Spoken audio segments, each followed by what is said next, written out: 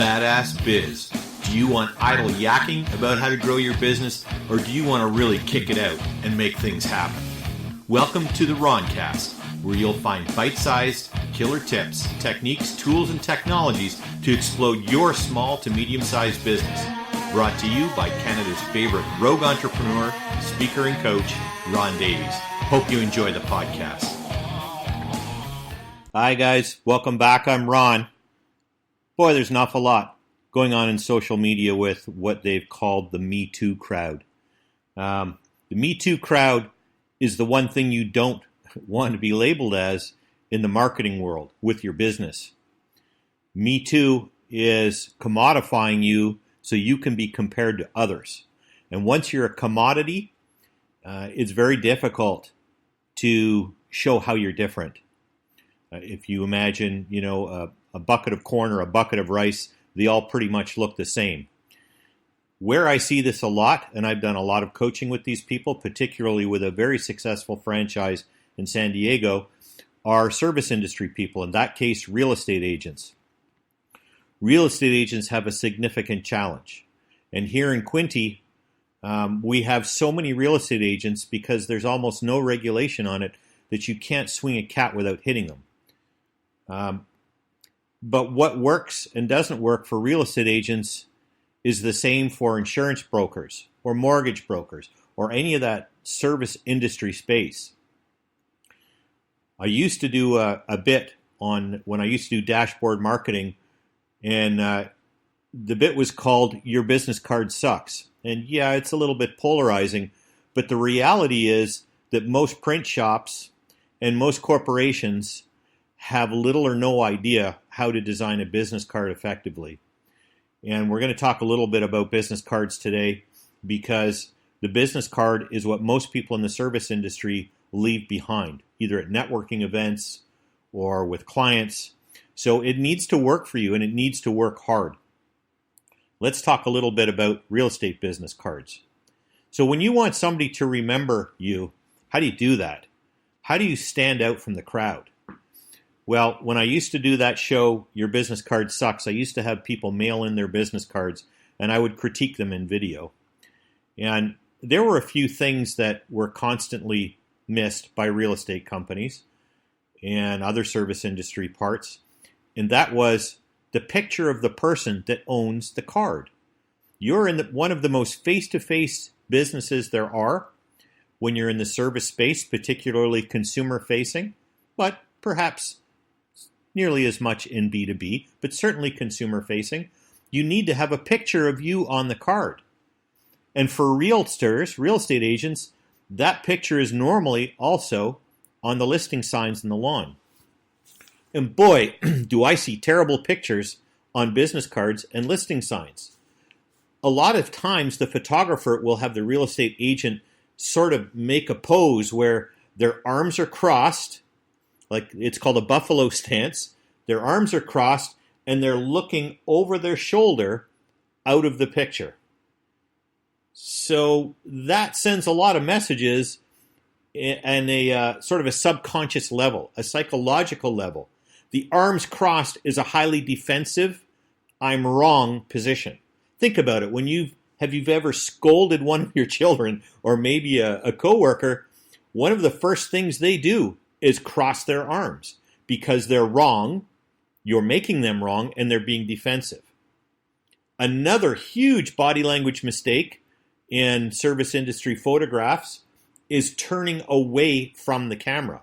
Turning away can mean a number of things. It can mean fear, it can mean incompetence, it can mean indifference, but there are no positive elements to a photograph that's turned away. And all of this happens at a very deep level, psychologically. But let me get back on track here. So your business card needs to have your picture on it, because that's how people are going to remember you. You could be an architect, interior designer, whatever it is. You're in the service space. People need to be able to pick you out from the crowd.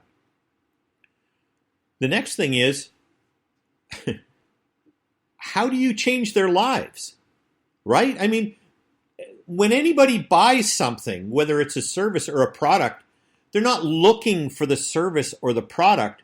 They're looking for the result the service or the product gives them.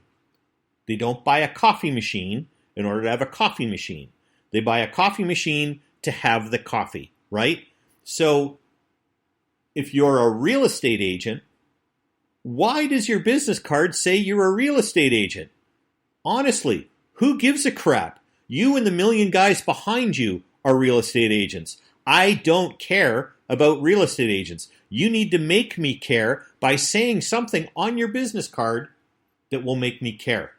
Maybe instead of saying Joanne Smith, real estate broker, in brackets, who gives a crap, what you should say is Joanne Smith, I can put you in the home of your dreams. Now you've brought me into your conversation. Now you've brought my life story and my experiences and the result I seek right onto your business card. Now I know sometimes you're bound by compliance when you're working for, say, Remax or Century 21, who honestly are some of the worst marketing organizations we've experienced. We do a ton with Keller Williams out west in the States, and they're doing just a great job. But they had to have another set of eyes. They have to bring in consultants. Not to slight Century 21 or Remax, they're great at real estate. They're terrible at people marketing. So when you do your business card, you need to have the picture of you. It needs to be a picture of you facing your client with your hands folded across your waist or at your lap or open. Your hands are never clenched or closed. You can be leaning on one of your listing signs. That's fine too. It's relaxed. It makes the person looking at the picture feel relaxed and that you're approachable. Crossing your arms and turning away is telling them you're not approachable. So your picture is on there. The fact that you bring them a result and you can change their lives is on there. Not I'm a real estate agent or I'm an insurance broker, because I'll say it again, who gives a crap? So is everybody else. Tell me what you do for my life. In sales, we call that WIFM. What's in it for me? What are you going to do to make my life better? If you can capture that on your business card, have a picture of you on your business card so I remember who you are in the crowd, and your contact information, that's all that needs to be there. The only way you can go beyond that is if you have such a powerful brand that you don't even need your picture. There are a few realtors and insurance people out here that are that well known. I won't do their marketing for them by mentioning them on this podcast, but I think we all know who they are in Quinte West and in Belleville in particular. Their cards should be creating intrigue. No picture on it, just their name and just their contact information, and not even their company name. Because let's face it, you're not here to market for Century 21. You're not here to market for Remax. You're here to market you. Because if you ever have to leave that agency or company or something should happen, you are your biggest asset. You are your brand. You are the CEO of you, right?